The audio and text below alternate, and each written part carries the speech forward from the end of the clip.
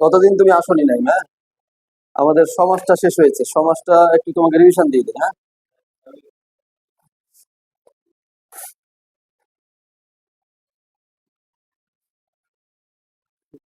যতটুকু হয়েছিল তারপর থেকে, হ্যাঁ?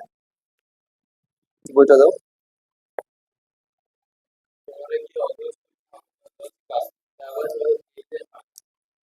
তোমার কি সিলেবাস দিয়েছে? নাই?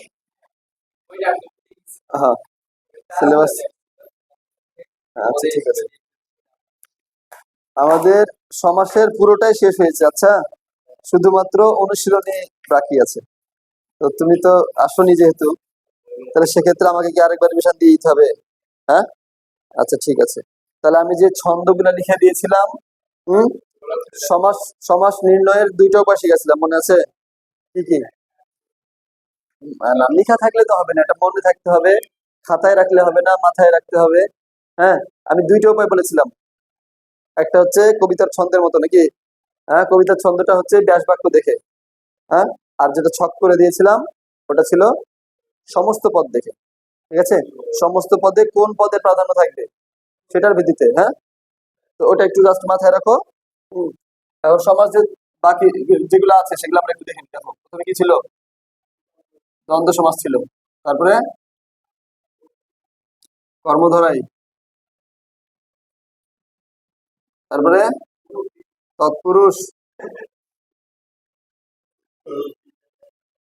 তারপরে বহুব্রীহি।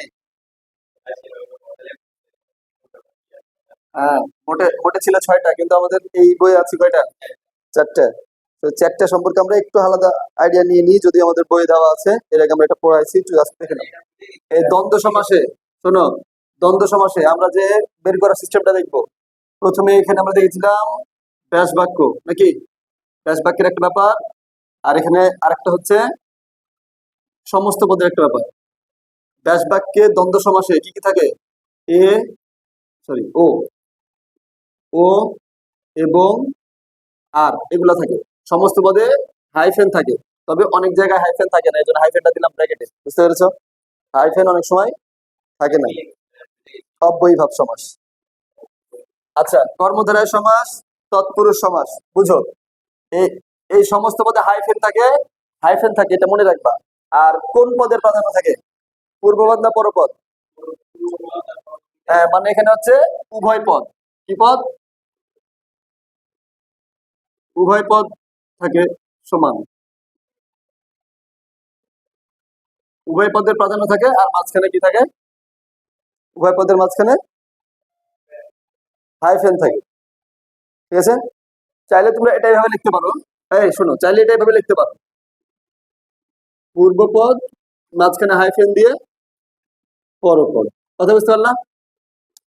আমরা যে উভয় পদটা লিখলাম ওইটাকে এভাবে লিখতে পারো। পূর্বপদ, মাঝখানে হাইফেন দিয়ে পরপদ, তবে হাইফেনটা ব্র্যাকেটে রাখবা, কারণ সব জায়গাতে হাইফেনটা থাকে না। ঠিক আছে, একটু খেয়াল রাখবা। এবার কর্মধারায় আসো। কর্মধারায় কি কি থাকে? একটু কবিতা ছন্দের লাইনটা বলো। যে, যিনি, যেটা, তিনি কর্মধারায় হয়। ঠিক আছে, তাহলে কি কি থাকবে? যে, যিনি, মানে যে, সে, যিনি, তিনি, এভাবে মিলানো থাকে, অথবা সিঙ্গেল থাকতে পারে। ঠিক আছে, যেটা সেটাও হবে। ঠিক আছে, এটা হচ্ছে আমরা যখন সিঙ্গেল ব্যবহার করি, যেমন তোমাকে একটু জাস্ট ইংলিশের সাথে, যেহেতু আমাদের এটার নাম হচ্ছে বাংলিশ একাডেমি, তাই না? মানে বাংলার সাথে ইংলিশের একটা কানেকশন থাকে। তো এখানে যেমন আমরা যখন যে ব্যবহার করি, ইংলিশে আমরা কি ব্যবহার করি? দ্যাট।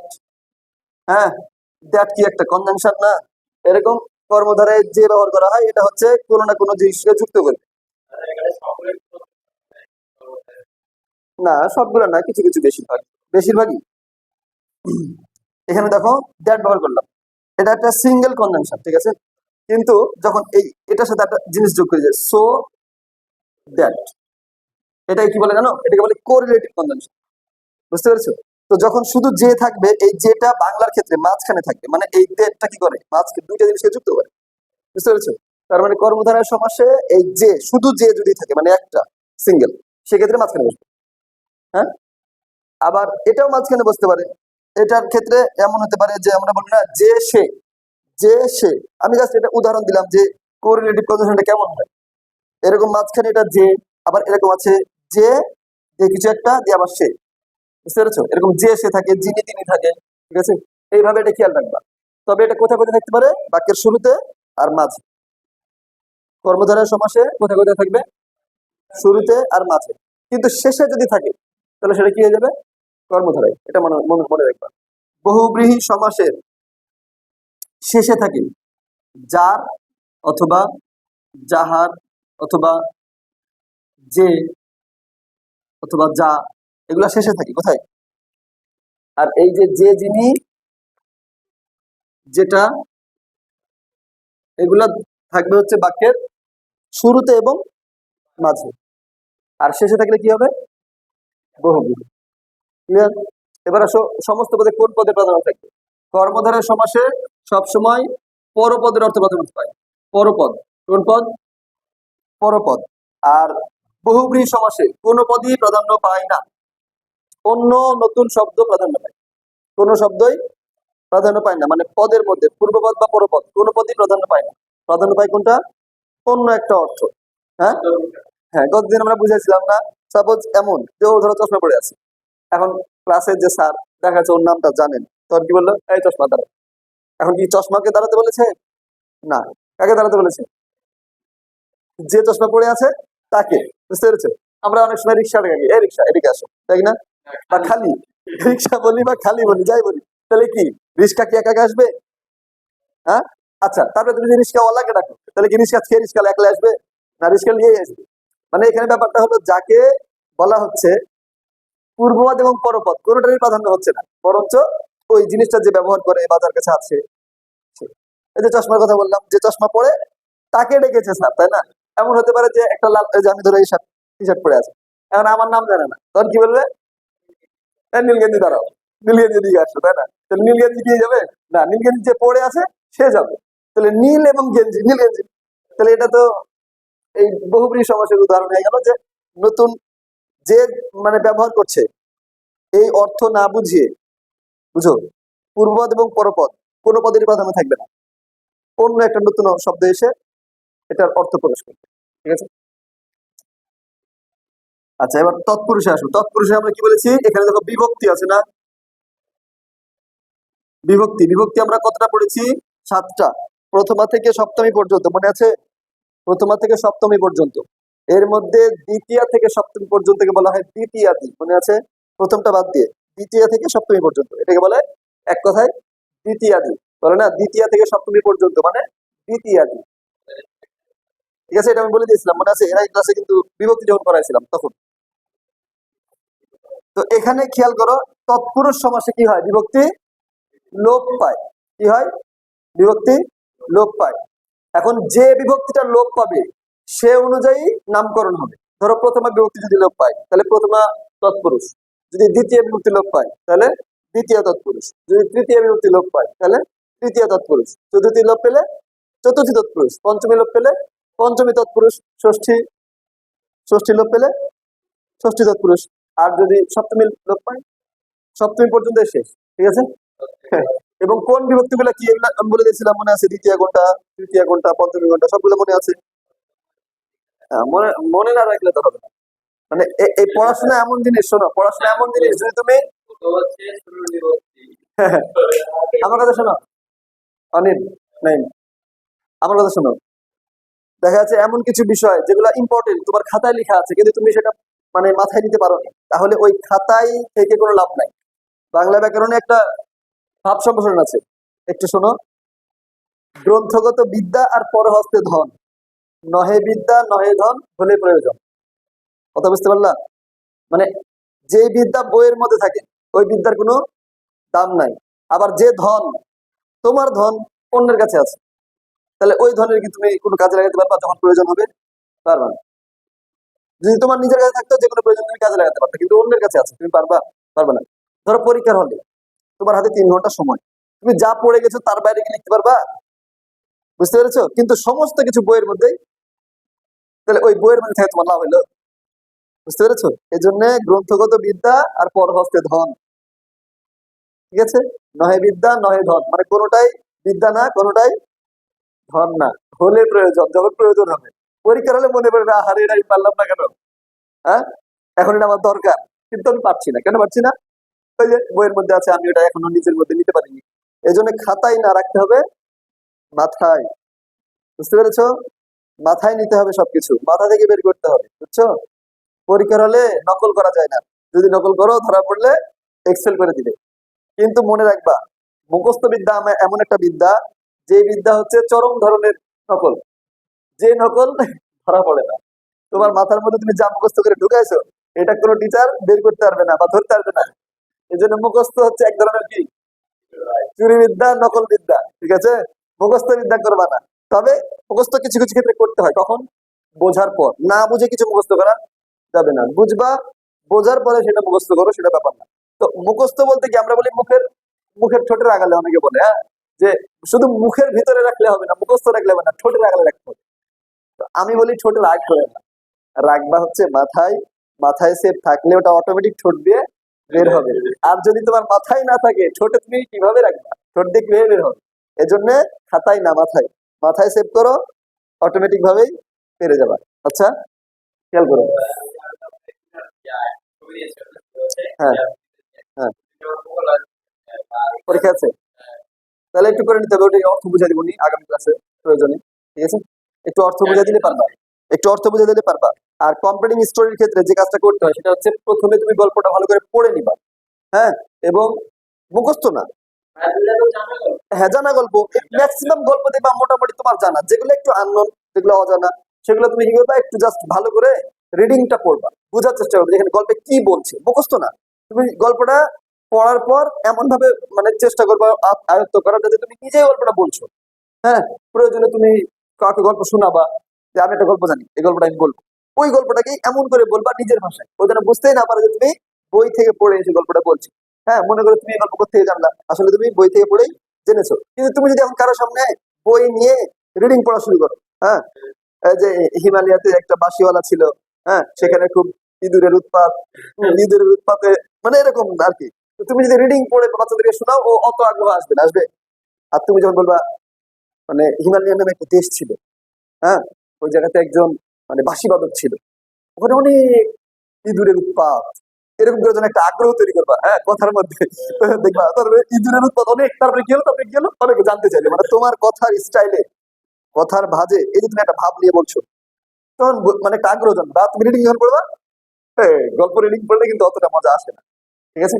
তো তুমি যখন একজনকে গল্প শোনাতে পারবা, তার মানে বুঝে না ওই গল্পটা তোমার খুব ভালোভাবে জানা হয়ে গেছে, তাই না?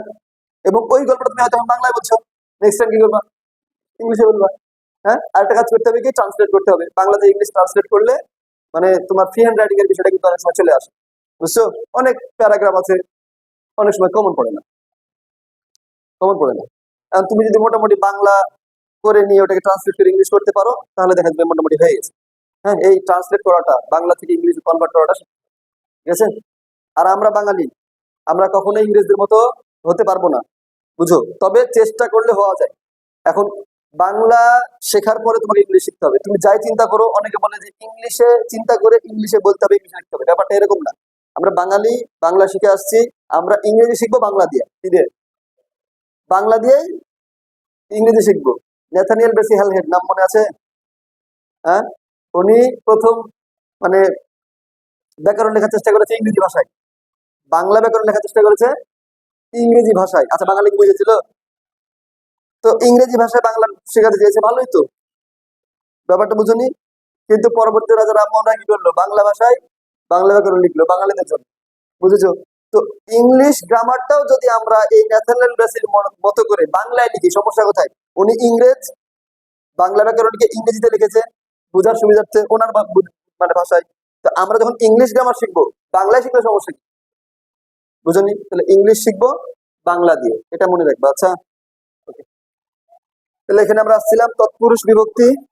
তাহলে তৎপুরুষ, এখানে বিভক্তি আছে, যেই বিভক্তি মানে উঠে যাবে, লোপ পাবে, সেই বিভক্তি অনুযায়ী তৎপুরুষ সমাসের নামকরণ হবে। ওই যে প্রথমা থেকে সপ্তমী পর্যন্ত বললাম, যে বিভক্তিটা উঠে যাবে সেটাই তার নামকরণ হয়ে যাবে। ওই যে বললাম প্রথমা, দ্বিতীয়, তৃতীয়, চতুর্থী, যেটা উঠবে, প্রথমা উঠলে প্রথমা বিভক্তি মানে প্রথমা তৎপুরুষ, দ্বিতীয় বিভক্তি উঠে গেলে দ্বিতীয় তৎপুরুষ, এই বললাম না, সপ্তমী পর্যন্ত। এগুলো একটু মনে রাখবা। এবং এখানেও পরপত্রায় প্রধান হবে, কি হবে? পরপত্রায় প্রধান হবে। তাহলে পরপদ কয়টা পেলাম? দুটা। বুঝতে পারছো? আমি ওই যে ছকটা করে দিয়েছিলাম, ওটা দিয়ে আবার এখানে একটা কম্বিনেশন করে দিলাম, মানে দুই ছক এক জায়গাতে করলাম, যদি এখানে কবিতাটা নাই। ঠিক আছে, কথা বুঝলাম? মাথা গুলাবে কেন? মাথা গুলাবে, এখানে পূর্বাদ পরপদ দেখানো হয়েছে। ঠিক আছে, এই পূর্বাদ পরপদ এখানে দেখি, এই যে এখানে লিখে দিয়েছিলাম তোর দ্বারা, যে পূর্বপদ মানে এখানে সমাসগুলোর নাম লেখা আছে, কোথায় পূর্বপদ প্রধান কোথায় পরপদ প্রধান, এটা লিখে দিয়েছিলাম, তোমরা লিখেছো। আর এই পাশে ছিল কি, মানে কোনটা, মানে কোন জিনিস, এগুলো আমরা ভেঙে দিয়েছিলাম তাই না? পূর্বপদ পরপদ সমস্ত পদ ব্যাস বাক্য সবকিছু ভেঙে দেওয়া ছিল না? আর এখানে একটা কবিতা লিখে দিয়েছিলাম যে ব্যাস বাক্যের মধ্যে কি কি থাকলে কোন কোন সমাস হবে, ব্যাস বাক্য দেখে চিনার উপায় আমরা শিখিয়ে দিয়েছিলাম। এই তো, এখন এটাকে মানে ব্যাস বাক্য দেখে চিনার উপায় আর হচ্ছে সমস্ত পদে পূর্বপদ পরপদের প্রাধান্য, এই দুটাকে দেখে আমরা সমাস নির্ণয় করবো। সমাস নির্ণয় করলে এই দুটা পদ্ধতি মনে রাখতে হবে, বুঝছো? দুটো পদ্ধতি মনে রাখলে যে কোনো সমাস বের করা যাবে। হ্যাঁ, এখন আমরা একটু বইটা হাতে নিই। 35 পেজ, 36। হ্যাঁ, এই যে 37। আচ্ছা দেখো, এখানে আমাদের দ্বন্দ্ব সমাসে আসি। আমি জাস্ট একটু বলি, তুমি বুঝতে পারবা। এর গতদিন আমরা এটাকে পুরোটা শেষ করেছিলাম, এখন তুমি তুমি তোমার কারণে এটা আবার রিভিশন দিতে হচ্ছে। তারপরেও সমস্যা নাই, দেখো খেয়াল করো, লেখা আছে দ্বন্দ্ব সমাসে পূর্বপদ এবং পরপদ উভয় পদের সমান প্রাধান্য থাকে। এটা আমরা এখানে বুঝেছি, দ্বন্দ্ব সমাসে কি থাকে, পূর্বপদ এবং পরপদের প্রাধান্য থাকে। ঠিক আছে, যেমন সোনা রূপা, সোনা রূপা, এটাকে যদি আমরা ব্যাস বাক্য ভাঙি তাহলে কি হবে, সোনা ও রূপা, তাহলে মাঝখানে হাইফেন থাকবে, সোনা রূপা। ব্যাপারটা বুঝতে পারছো? সোনা ও রূপা, সোনা রূপা, এটা যদি যখন লিখে দেখাই তাহলে বুঝতে পারবা। একটু সাইডে লিখে এটা থাক, এটা কাজে লাগবে।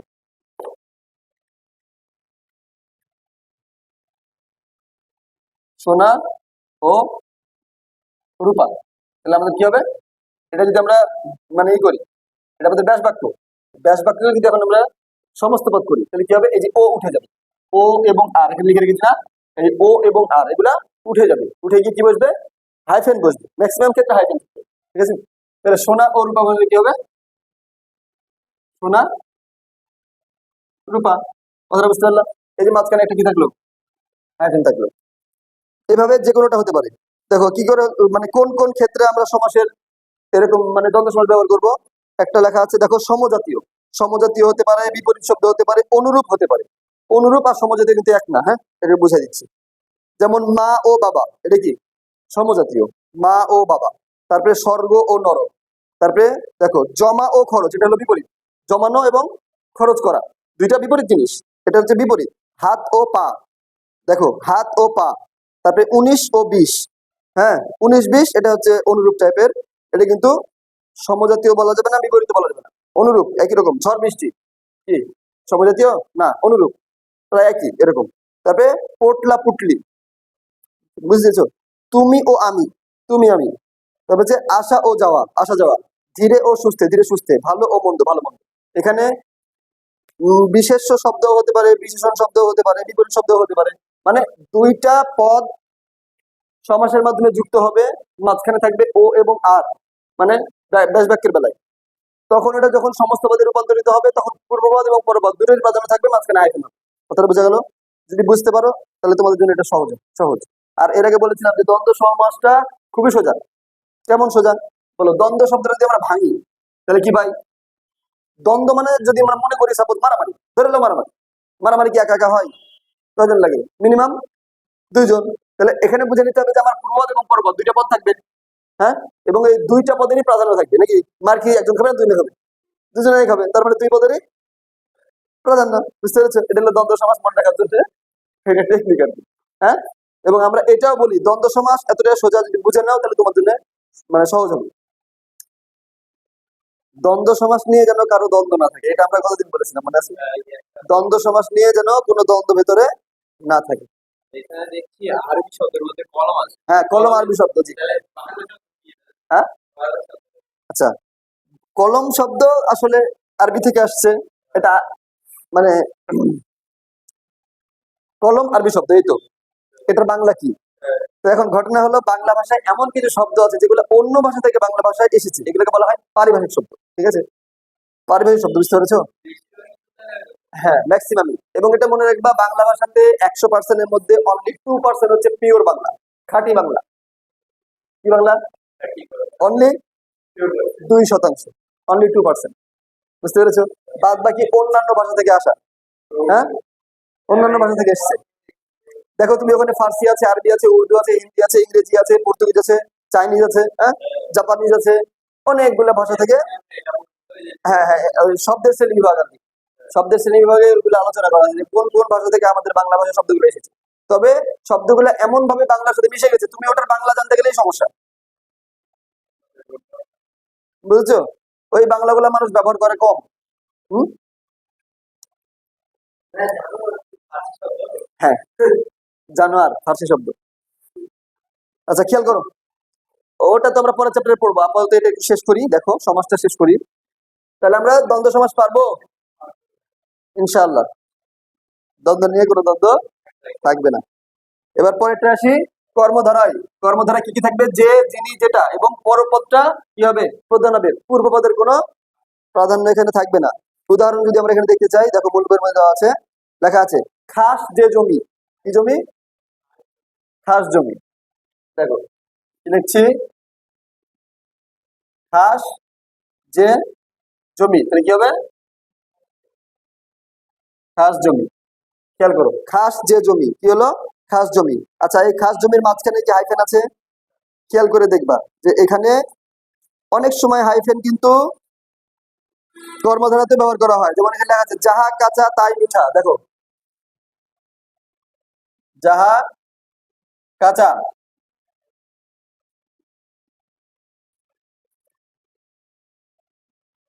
তাহাই মিঠা। তাহলে এটা কি হবে? দেখো, কাঁচা মিঠা, এই যে এখানে একটা হাইফেন দেওয়া হলো। হ্যাঁ, আর খেয়াল করো, আমরা প্রথমে এখানে বলেছিলাম যেটা মাঝখানে আছে, আছে না? আবার এখানে কি যাহা এবং তাহাই দুইটা করে লেখা আছে, মানে এটাকে আমরা কোরিলেটিভ কনজাংশন বললাম, মানে সমজাতীয় দুইটা যুক্ত করে। বুঝতে পেরেছো? তো এরকম মাঝখানেও থাকতে পারে, আবার শুরুতেও থাকতে পারে, কোরিলেটিভ হিসেবেও থাকতে পারে।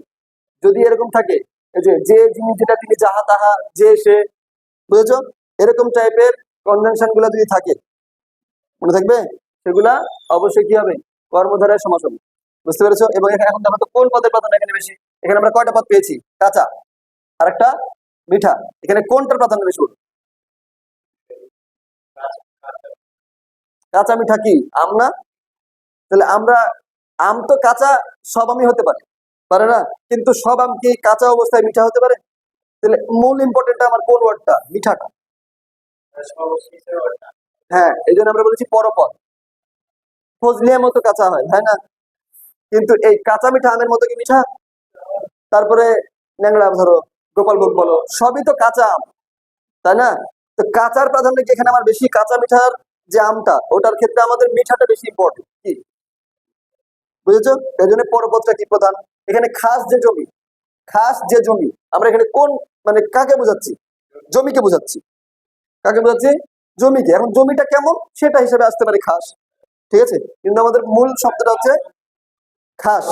না না না, খাস মানে হচ্ছে, এটা হচ্ছে সরকারি সম্পদ, যার নিজস্ব কোনো মালিকানা নেই।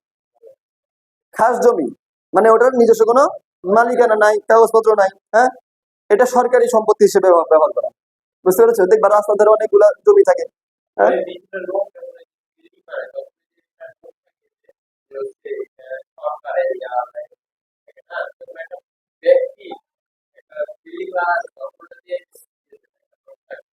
ও বিষয়টা হচ্ছে এমন কি, ধরো তুমি একটা ব্যাংক থেকে লোন নিয়েছো। তুমি যদি ধরো একটা ব্যাংক থেকে লোন নাও, মনে করো সোনালী ব্যাংক থেকে লোন নিলা, লোন নিয়ে বাড়িটা করছো, তার মানে বলবে কি এই বিল্ডিংটা সোনালী ব্যাংকের কাছে দায়বদ্ধ। কারণ কি, ওখান থেকে লোন নিয়ে বিল্ডিংটা করা হচ্ছে। হ্যাঁ, দায়বদ্ধ মানে বুঝতে হবে যে ও লোন অবস্থায় আছে। যখন লোন পেড হয়ে যাবে তখন সাইড চলে যাবে, তখন আর দায়বদ্ধ নাই। বুঝতে পেরেছো? আমি অনেক বিল দিয়েছি। কি? হ্যাঁ হ্যাঁ, ওই হোম লোন পাওয়া যায় না, হোম লোন নিয়েছে মনে করো। এখন মনে করো কোনো কারণবশত যদি সে পেড করতে না পারে, তখন কি করবে? ব্যাংক ওই জায়গাটা, হ্যাঁ, মার্জ করে নিবে। বুঝছো? হ্যাঁ, এমনও আছে, তুমি যদি কোনো লোন নিতে যাও, তোমাকে কিন্তু কিছু ডকুমেন্টস দিতে হবে, বিশেষ করে বাড়ির দলিল দিতে হবে। কেন দলিলটা দিতে হবে? এটা সিকিউরিটি।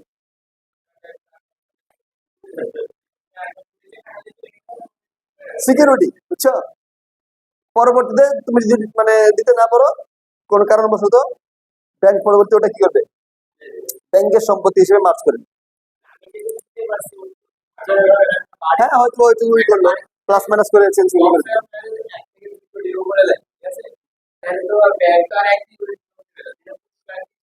আচ্ছা, এটার সিস্টেম আছে। সিস্টেমটা এমন, যেহেতু আমি এনআরবিসি ব্যাংকে ছিলাম, ব্যাংকের সিস্টেমটা হচ্ছে তোমার যেটুকু সম্পত্তি আছে, হ্যাঁ, দেখবা ওই সম্পত্তির যে টোটাল মানে কস্ট বা দাম, টোটাল দামের 50% তোমাকে টাকা দেবে। তোমার যদি 100 কোটি টাকার মনে করো সম্পত্তি থাকে, তোমাকে 100 কোটি টাকা দিবে না, তোমাকে দিবে 50 কোটি টাকা। বেরোবে তোমার 100 কোটি টাকার যদি সম্পত্তি থাকে, তাহলে তুমি লোন করতে যাবা, পাগলা ছেলে যাবে গো। হ্যাঁ, 1 কোটি যদি থাকে তাহলে মোটামুটি 50 লাখের মধ্যে পেতে পারো। তারপরেও এটা অনেক অনেক কি করা লাগে হেড অফিস থেকে। হ্যাঁ, 1 কোটি টাকার সম্পত্তি আছে, আমি 25 লাখ টাকা নিবো। হ্যাঁ, ডকুমেন্টস সব ঠিক থাকা লাগবে। ওই অত কম বেশি করে না, একবার 50-50 পর্যায়ে চলে আসে। 50-র উপরে যেতে চাই না, 50-র কমে থাকার চেষ্টা করো, বুঝছো? হ্যাঁ, ওই রকমই ধরে নাও 10 লাখই দেখা যাচ্ছে। 10 লাখ থাকলে তুমি অনায়াসে 3, 4, 5 মোটামুটি পাবো। আচ্ছা, তাহলে আমরা কর্মধারণা শিখলাম। দেখো, ভাজা যে বেগুন, ভাজা বেগুন, এটা ভাজা যে বেগুনের ক্ষেত্রে ব্যাপারটা বুঝো।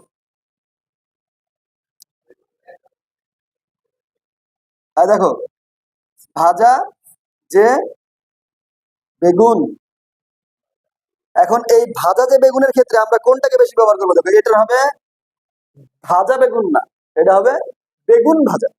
ব্যাপারটা বুঝতে হবে। কি হবে? সিদ্ধ যে আলু, সিদ্ধ আলু না, এটা কি হবে? আলু সিদ্ধ। এই বুঝতে পেরেছো? হ্যাঁ, ঠিক আছে। সিদ্ধ যে আলু কি হবে?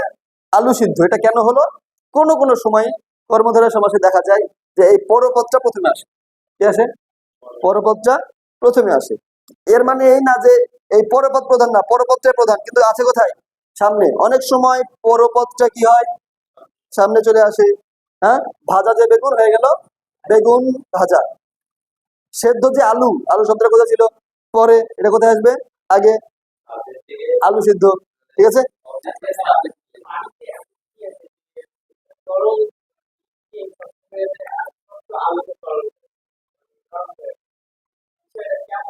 কি বিষয়টা আগে বলো।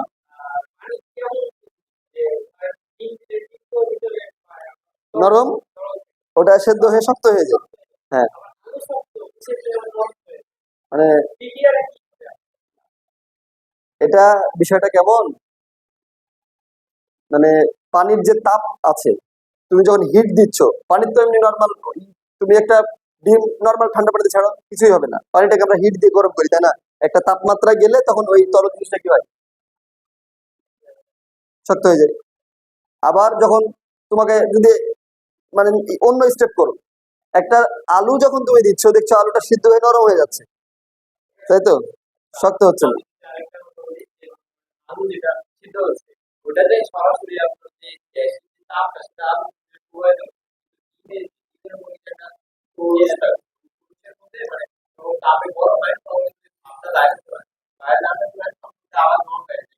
হ্যাঁ, এটা তাপ প্রয়োগ করার মাধ্যমে তরল বস্তু জমাট বাঁধে, শক্ত হয়। ঠিক আছে। আর শক্ত বস্তু, এখন আমি যদি বলি যে ইটের এতই ক্ষমতা, মানে পানির এতই ক্ষমতা, তাহলে আলুকে সে হচ্ছে মনে করো সিদ্ধ করে নরম করে দিতে পারলো। তাহলে যদি আমি অন্য একটা শক্ত জিনিস ব্যবহার করি আলু বাদ দিয়ে, এটা পানির ভিতরে কি আছে সেটা না, বরঞ্চ তুমি যে জিনিসটা পানির মধ্যে দিচ্ছ সেই জিনিসটার মধ্যে কি আছে, এটা হলো মূল বিষয়। পানির মধ্যে তো একই জিনিস, কি কি হাইড্রোজেন আর অক্সিজেন, এই তো। হ্যাঁ, পানি হচ্ছে হাইড্রোজেন আর অক্সিজেন মিলিয়ে। কিন্তু তুমি একটা ডিম দিচ্ছ, ডিম আর আলু কি এক হলো? এক হলো না। ওই দুইটা উপাদানের কারণে দুইটার বিক্রিয়া এক আলাদা আলাদা হচ্ছে, বুঝছো? এখন ডিম পানির মধ্যে দিচ্ছ, ডিম শক্ত হয়ে যাচ্ছে। আলু পানির মধ্যে দিচ্ছ, হিট করে পানি আলু দম কি হয়ে যাচ্ছে? নরম হয়ে যাচ্ছে। এটা আলু এবং ডিমের নিজেদের ধর্মের উপর নির্ভর। পানির মধ্যে কি আছে এটা মূল বিষয়। না না না, হ্যাঁ অবশ্যই সম্ভব করতে পারো পানির সাথে গুলায়, কিন্তু তুমি যে আগের অবস্থায় ফিরিয়ে নিয়ে আসবা, কুসুম হয়ে যাবে, হ্যাঁ, ওই আগের অবস্থায় ফিরে আসা সম্ভব। হ্যাঁ, যেমন সাপোজ কথার কথা যদি বলি, একটা মাটি পোড়ায় এত ইট তৈরি করা হয়, তুমি কি ওই ইটকে সে মাটির পর্যায়ে আনতে পারবা? গুঁড়া করে, না ইটকে ইটকে হচ্ছে গুঁড়া করে আবার পানি দিয়ে মাটির মতো করে আনা যাবে কিনা? না, ওটা একটা পর্যায়ে চলে গেছে, সেটাকে আর আগের পর্যায়ে আনা যাবে না। আমরা এই যে বড় হয়ে যায় না, ছোট আবার ছোট হতে চাই, তো আমরা কি চাইলেও আবার সেই ছোটদের মতো হতে পারবো? যত ছোটদের মতো মনে করে খেলাধুলা করি বা এই সে হ্যান ত্যান করি, ওদের মতো আচরণ করি, ওদের মতো কথা বলি, কিন্তু আসলে কি আমি আমার মন মানসিকতা, চিন্তা ভাবনা আগের পর্যায়ে নিয়ে যেতে পারবো? হ্যাঁ, ওদের সাথে একটু অ্যাক্টিং করতে পারি, বা আমি আগে এরকম ছিলাম গল্প শোনাতে পারি, হ্যাঁ, কিন্তু আসলে কিন্তু আমরা পারি না। এটা একটা অপূরণীয় স্বাদ থেকে যায়, বুঝলা? এটাকে কিন্তু এটা টেন্স দিয়ে বলতে পারো, সেটা হচ্ছে আনরিয়াল পাস্ট অথবা ফিউচার ইন দা পাস্ট, হ্যাঁ, যেটা কখনো পূরণ হয় না, বুঝছো? Unreal past. তো যাই হোক, একদিক থেকে আর দিকে যাচ্ছি, পড়াটা শেষ করি। তাহলে এখানে আমরা দেখে নিলাম ভাজা যে বেগুন, বেগুন ভাজা, সিদ্ধ যে আলু, সিদ্ধ আলু, এটা একটু মনে রাখবা। হম। তারপরে যে চালাক সে চতুর, চালাক চতুর, বুঝছো? যে শান্ত সে শিষ্ট, শান্ত শিষ্ট, যে সে। তারপরে এই যে এখানে বলা হলো যাহা তাহা, এইভাবে দেখবে প্রত্যেকটা শব্দের সাথে প্রত্যেকটা শব্দের কি থাকবে? মিল থাকবে, একটা কানেকশন থাকবে। এরপরে কিছু কিছু কর্মধারা সমাস আছে, এটা একটু বোঝার বিষয় দেখো, কিছু কিছু কর্মধারা সমাস আছে। অনেক দেখো ঘড়িতে কয়টা বাজে, তোমার সময় হয়ে গেছে নাকি? 40 বাজে, 10 মিনিট, মানে আজকে একটু বেশি লেন্দি হচ্ছে। হ্যাঁ, গতদিন তোমাকে শর্টে শিখেছিলাম, মনে আছে? আর আজকে একটু লেন্দি হচ্ছে বেশি, মানে হ্যাঁ, হ্যাঁ লিখে করাচ্ছি, গতদিন তোমাকে একটু খাতায় বুঝিয়ে দিয়েছিলাম। দেখো, কিছু কর্মধারা সমাসের পূর্বপদ সংখ্যাবাচক হতে পারে। কি হতে পারে? যেমন লেখা আছে তিন ফলের সমাহার, এটা হলো ত্রিফল। ত্রি মানে তিন, ঠিক আছে?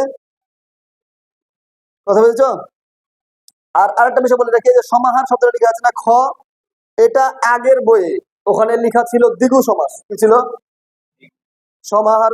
সমাহার থাকলে এটা আমরা দ্বিগু সমাস বলতাম, কিন্তু ওই দ্বিগু সমাসটা এর আগে তোমাদেরকে আমি বলেছিলাম, মনে আছে? যে কর্মধারায় তৎপুরুষ, আর এর মধ্যে আছে কে কে? দেখো, কর্মধারের মধ্যে আছে হম দ্বিগু, হ্যাঁ, আবার কর্মধারা আছে তৎপুরুষের মধ্যে। আমি বলেছিলাম তিনটে মিলে একটা হয়, তো এখানে ওই দুইটাকে আলাদাভাবে আর দেখায়নি, কি করেছে? একসাথে দেখিয়ে দিয়েছে। কথাটা বুঝতে পারলা? হ্যাঁ, তাহলে সমাহার শব্দটা থাকলে আমরা কি বলি? দিক বলি। তোমার তোমার পেজে লিখে দিয়েছিলাম, দিগু লিখে দিয়েছিলাম। আচ্ছা, কর্মধারের সাথে দিগু লিখে দিয়েছিলাম। হ্যাঁ, কথা বুঝতে পেরেছো? খ নম্বরটা ভালো করে দেখে নাও। খ নম্বরে লেখা আছে কিছু কর্মধারা সমাসের পূর্বপদ সংখ্যাবাচক হয়। সংখ্যাবাচক হলে সেটাকে আমরা কি বলবো? দ্বিগু সমাস বলবো। সংখ্যাবাচক হলে কি হবে? দ্বিগু হবে। বহুব্রীহিতেও কিন্তু সংখ্যাবাচক আছে, ওখানে কিন্তু একটু দেখা লাগবে। হ্যাঁ, তবে এখানে কি বোঝায়? সমাহার বোঝায়। সংখ্যা থেকে কি বোঝাবে? সমাহার বুঝাবে। যেমন বলো, যেমন বলো, চৌরাস্তার সমাহার। তারপরে বলো, তুমি বলো, নাই বলো, তিন ফলের সমাহার, তাহলে কি হলো? ত্রিফলা। হ্যাঁ, আচ্ছা, এবার একটা দেখো লেখা আছে ত্রিভুজ। কি হবে? ত্রিভুজ, তিন ভুজের সমাহার বা সমষ্টি, ওই একই। সমাহার বা সমষ্টি বলতে যোগফলটা বোঝায়। হ্যাঁ, তাহলে বুঝতে পারলাম। হ্যাঁ, হ্যাঁ,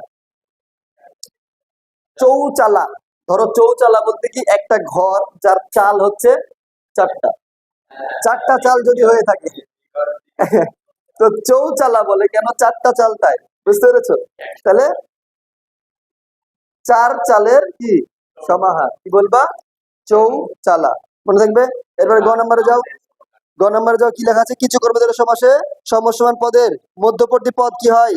লোপ পেয়ে যায়। একে আমরা বলি মধ্যপদ লোপী কর্মধারয় সমাস।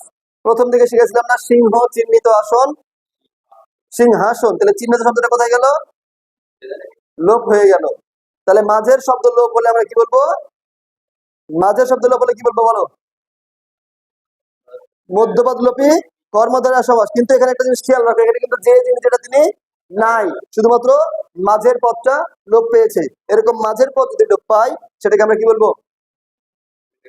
মধ্যপদ লোপী কর্মধারয় সমাস। আচ্ছা বলো, সিংহ চিহ্নিত আসন, সিংহাসন, এখানে কাকে বোঝাচ্ছে? সিংহকে বোঝাচ্ছে না আসনকে বোঝাচ্ছে? ওখানে কি সিংহ ছিল? তাহলে সিংহ প্রথম, এটা হচ্ছে পূর্বপদ, পূর্বপদের কোনো প্রাধান্য এখানে নাই। পরপদ আসন, আসনের প্রাধান্য, এই জন্য এটা কি কর্মধারয় সমাস। বুঝতে পেরেছো? হ্যাঁ, এই তো। তাহলে কর্মধারয়, হ্যাঁ, ওটাতে একটু সমস্যা হয়, ওটা অনেকের একটু প্রবলেম হয়। এরপরে কি আছে? ঘ নাম্বার, এই উপমান আর উপমেয়, এটা একটু বোঝাতে হবে আমাদের, কি হচ্ছে নাই এই নাই ওর হচ্ছে ধরো 7:50 আরেক জায়গায় প্রাইভেট আছে, হ্যাঁ, যে কারণে ও একটু তাড়াহুড়া করছে। আর তুমি কি কখন স্কুল যাও আজকে? কয়টা স্কুল? ও, 2 মাস বন্ধ। আহারে, দেখো আমরা শিখবো হচ্ছে উপমান। হ্যাঁ হ্যাঁ, আচ্ছা ঠিক আছে ঠিক আছে।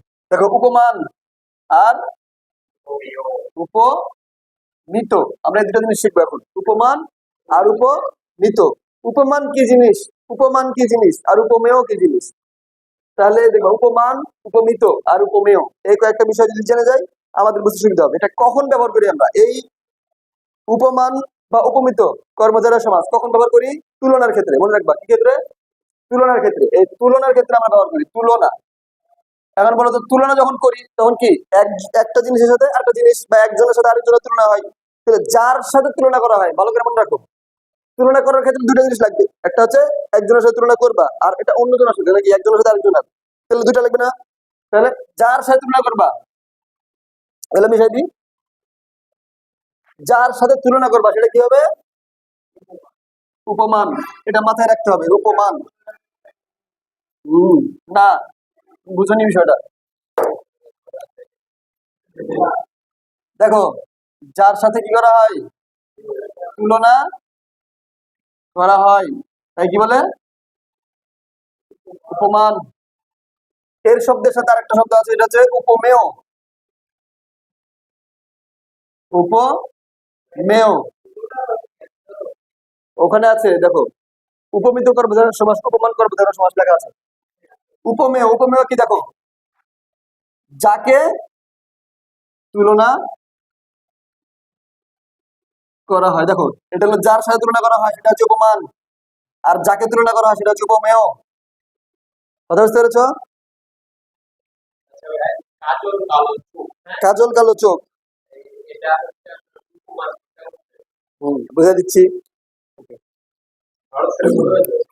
বলো বাক্যটা বলো।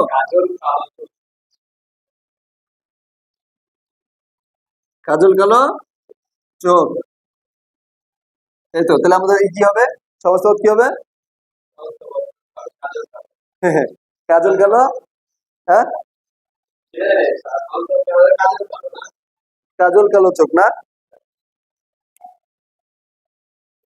এটা আছে, বই আছে, বুঝতে পেরেছি।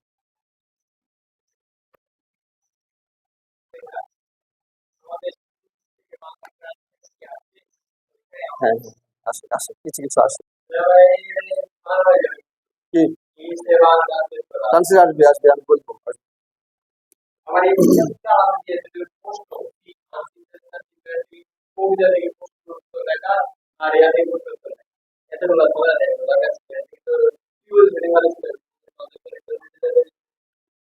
আচ্ছা, এটা এটা নিয়ে আমরা আলোচনা করবো, হ্যাঁ, এটা নিয়ে আলোচনা করবো। আগে এটা বুঝাইনি, যেহেতু এটা তোমার প্রশ্ন একটা আছে, কাজল কালো চোখ এটা কি সমাস হবে, বা এটার মানে কোনটা প্রমাণ কোনটা প্রমিত, এটাই তো প্রশ্ন। হ্যাঁ, আচ্ছা, আমরা এটাকে বুঝে নিই, তারপরে এটা সলভ নিজেরাই পেয়ে যাবো। ওকে, তাহলে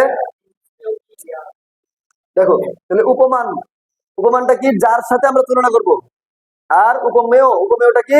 যাকে তুলনা করব। তাহলে যাকে উপমেয়, আমি যদি মনে রাখা একটা সিস্টেম শিখাই দিই, দেখো, মেয়র সাথে ময় একার আছে, কে এর সাথে একার আছে, তাহলে মনে রাখবা যাকে মেয়, ঠিক আছে, মানে উপমেয়। উপ তো দুটার সাথেই আছে। আচ্ছা, যার মান, জার্মান, জার্মান মানে দেশ জার্মান না। তাহলে দেখো, এখানে জায়ের আকার আছে, মায়ের আকার আছে, জামা।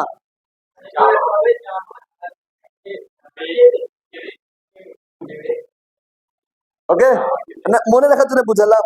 অনেক সময় উল্টে ফেলবা তুমি যে যাকে তুলনা করা হয় সেটা উপমিত, অনেক সময় মানে উল্টাপাল্টা হয়ে যেতে পারে।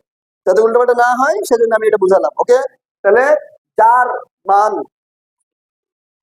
হ্যাঁ, যাকে মেয়, যাকে মেয়, এরকম একবার। এবার আসি আমরা উপমান সমাস কাকে বলে। দেখো, যার সাথে তুলনা করা হয়, দেখো যার সাথে তুলনা করা হয়, এখানে যার সাথে সাধারণ, ভালো করে মনে রাখো কি থাকবে, সাধারণ গুণ। এখানে সাধারণ গুণটা বলো থাকবে কি থাকবে না? উপমান কর্মধারয় সমাসে সাধারণ গুণ থাকবে কি থাকবে না? দেখো ভালো করে দেখো, বুঝে বলো, ভালো করে বুঝে বলো, যাতে কনফিউজ না হও এবং এটা শেখার পরে পরবর্তী যেন প্রবলেম না হয়।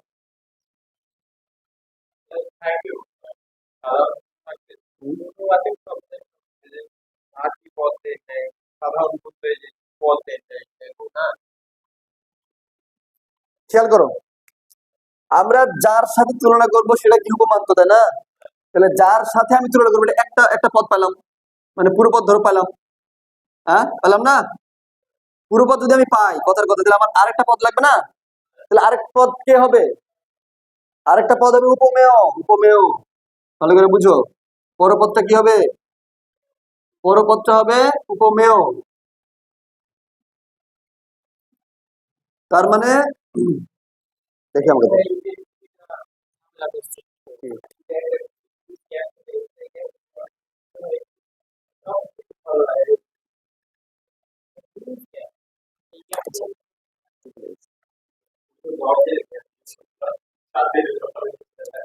দেখো ভালো করে ই হয়ে যাও, শিওর হয়ে যাও। এখানে আমরা বললাম না যে সাধারণ গুণ, এটা অবশ্যই থাকবে। উপমান কর্মধারয় সমাসের বেলায় পূর্বপদ হবে এই যে শব্দটা আমরা করবো সেটাই, আর পরপদ যেটা হবে পরপদ, এই পরপদটা সবসময় হবে গুণবাচক শব্দ। কি হবে? গুণবাচক শব্দ। কথা বুঝো? তাহলে উপমান কর্মধারয় সমাস কাকে বলে? দেখো, উপমান, এই যে পূর্বপদ এর নাম কি দেবো আমরা? উপমান। এই উপমানের সাথে সাধারণ গুণবাচক শব্দের যে সমাস হয় তাকে বলা হয় উপমান কর্মধারয় সমাস। এখানে উপমেয় থাকে না, থাকে না? ভালো করে বুঝো, এটা ইম্পর্টেন্ট বিষয় এবং এটা না বুঝলে অনেক প্রবলেম হবে। উপমান সমাসে উপমান নিজে থাকবে, কি বললাম? উপমান সমাসে উপমান নিজে থাকবে, আর তার সাথে থাকবে গুণবাচক।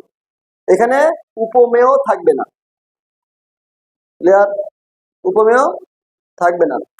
আর কোনটা? এটা পরপদ গুণবাচক হবে, বুঝলা? গুণবাচক, তাহলে উপমেয়ের সাথে গুণবাচক শব্দের যে সমাস হয়, মনে থাকবে, উপমানের সাথে গুণবাচক শব্দের সমাস, উপমানের সাথে গুণবাচক শব্দের সমাস, এটা হচ্ছে উপমান। উপমান, মনে থাকবে, উপমান। আরো যদি বলি মান কি একটা, বলো তো, গুণ না? মান, মান সম্মান, কথার কথা, মান কি একটা গুণ না? তাহলে বুঝে নিবা যে উপমান সমাস বললে সেখানে এই গুণটা থাকবে, মানে মান থাকবে। কি থাকবে? মান, বুঝলা? আর এই যে এখন দেখো উপমেয়, এখানে আমরা তো কোনো না কোনো বস্তুর সাথে তুলনা করবো, তাই না? কি করবো? কোনো না কোনো বস্তুর সাথে তুলনা করবো। যাকে মানে কি কোনো বস্তু হতে পারে, ব্যক্তি হতে পারে, কোনো স্থান হতে পারে, যাই হোক হতে পারে, কিন্তু ওটা কি গুণবাচক শব্দ হবে জীবনেও? না। যাকে মানে ব্যক্তি, বস্তু, স্থান এগুলো হতে পারে, কোনো গুণবাচক শব্দ হতে পারে না। তাহলে আমরা এটা মনে রাখবো, উপমান শব্দ, উপমানের সাথে মান মানে গুণবাচক শব্দের, এই যে উপমানের মান শেষের অর্থটা খেয়াল করো, উপমানের শেষের অর্থটা কি? মান। তাহলে বুঝতে হবে মান একটা কি? গুণবাচক শব্দ। তাহলে উপমানের সাথে গুণবাচক শব্দের সমাস হলে সেটাকে আমরা উপমান কর্মধারয় সমাস বলবো। ক্লিয়ার? এবার আসো উপমেয়। উপমেয়তে কি কি থাকে? দেখো, উপমেয়তে থাকে প্রথমে উপমান থাকবে, উপমান থাকবে, মানে প্রথম পদটা উপমান হবে, আর পরের পদটা হবে উপমেয়। এখানে কোনো সাধারণ গুণ থাকবে না। কি থাকবে না? এখানে কোনো সাধারণ গুণ থাকবে না। এখানে সাধারণ গুণ ছিল? এখানে কি ছিল না?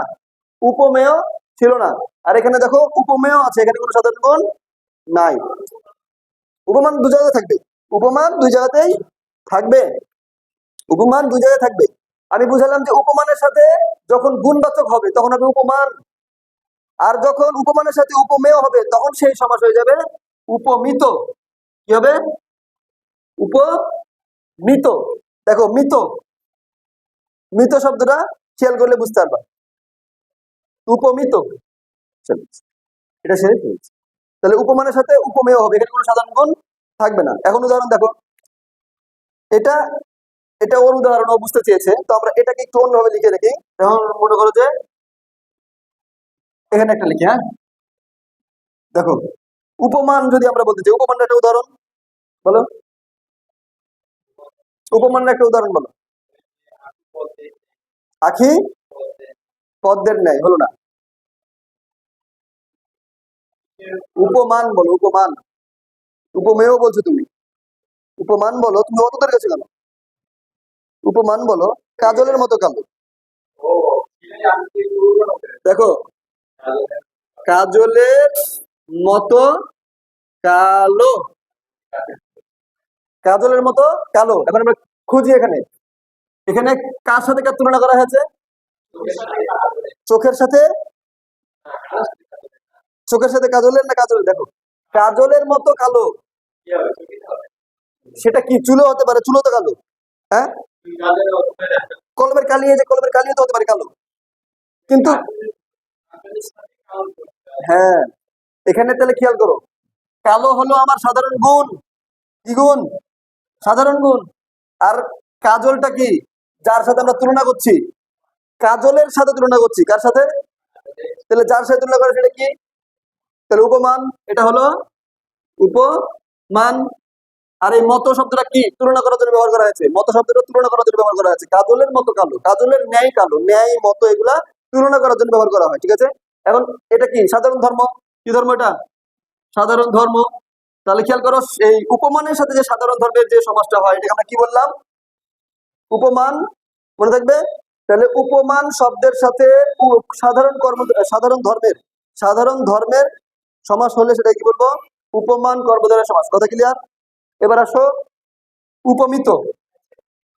উপমিত কি বলো? উপমিত, উপমিত এখন তুমি বলো।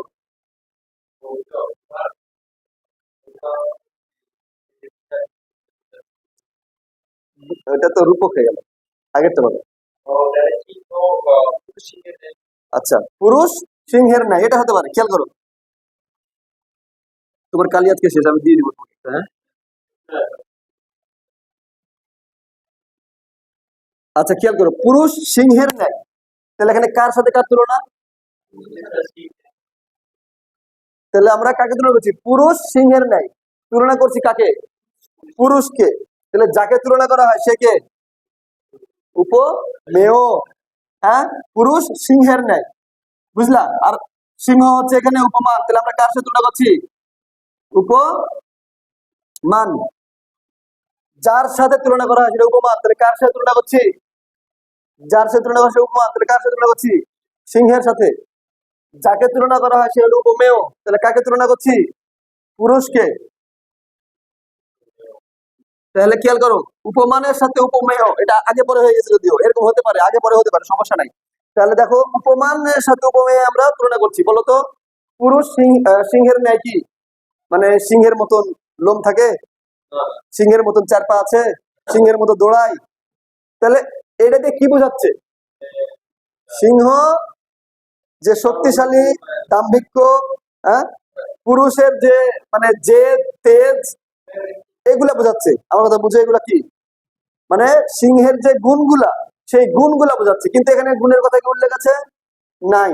তাহলে গুণের কথা উল্লেখ না করে যদি উপমেয় এবং উপমানের মধ্যে সমাস হয়, সেটাকে আমরা বলবো উপমিত কর্মধারয় সমাস। কি সমাস? উপমিত কর্মধারয় সমাস। কথা ক্লিয়ার? তাহলে আমরা উপমান এবং উপমিত শিখলাম। বলো নাই পারবা এটা? তাহলে উপমানটা আরেকবার দেখে নাও। উপমান হচ্ছে যার সাথে তুলনা করবো, আর উপমেয় হচ্ছে যাকে তুলনা করবো। ঠিক আছে? উপমানটা উপমানটা হচ্ছে উপমানের সাথে সাধারণ ধর্মের সমাস হবে, আর উপমেয়ের সাথে উপমানের যদি সমাস হয় সেটা হবে উপমিত কর্মধারয় সমাস। কথা ক্লিয়ার? একটু মনে রাখবা ভালো করে। এখন তোমার এই উত্তরটা দেই ছুটি। কাজল কালো চোখ। দেখো এখানে কাজল এখানে কালো, এখানে চোখ কয়টা আছে? তিনটে আছে। হ্যাঁ, এখন কাজল, কালো, চোখ, বুঝলা? হ্যাঁ, তো এখানে কার সাথে তুলনা করছি আমরা? কাজলের সাথে। তাহলে যার সাথে তুলনা করবো সেটা কি উপমান, তাই না? এখন বলো এই চোখটা কি? চোখ তুলনা করছি, তাহলে যাকে তুলনা করছি তাকে আমরা উপমেয়। তাহলে এখানে কি আছে? উপমেয় আছে। আর এই কালোটা কি? সাধারণ ধর্ম। তাহলে এখানে সাধারণ ধর্ম। তাহলে এখানে তোমার তিনটাই আছে। এটা কি হবে? হ্যাঁ, তাহলে আমরা একসাথে, যদিও এরকম কোনো বাক্য নাই, তুমি যদি এখন বলতে চাও তাহলে আমরা এটাকে একসাথে বলতে পারি কি জানো? উপমান উপমিত কর্মধারয় সমাস, দুটাই আছে কি, তাই না? আচ্ছা, এই যে কালো, অবশ্যই গুণ দোষ দুটাই হতে পারে, শুধু গুণ মানে যে ভালো তা না, দোষও হতে পারে। ঠিক আছে, মানে এটা গুণবাচক শব্দ বলছে। গুণবাচক বলতে কি? দোষ, গুণ, অবচয়, সংখ্যা, পরিমাণ, মানে অ্যাডজেক্টিভ। বুঝতে পেরেছো? এটা হতে পারে। হ্যাঁ, তাহলে উপমান আছে, ও সাজানো সবই আছে, তবে এইভাবে একসাথে হয় না। কি বুঝলা? একসাথে কিন্তু মানুষের হ্যাঁ, হ্যাঁ। এটা এটা কি হবে? কাজলের ন্যায় কালো, এটা লিখেছিলাম কাজলের মতো কালো। হ্যাঁ, এখন এখানে খেয়াল করতে পারো তিনটা পদের প্রাধান্য পেয়েছে। বহুপদ যেটা বলি, বহুপদে সমাস হয় এটা।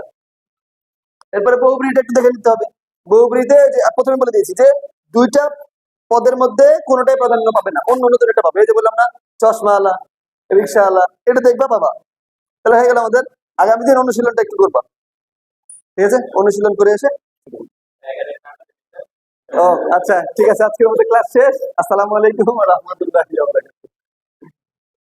হ্যাঁ।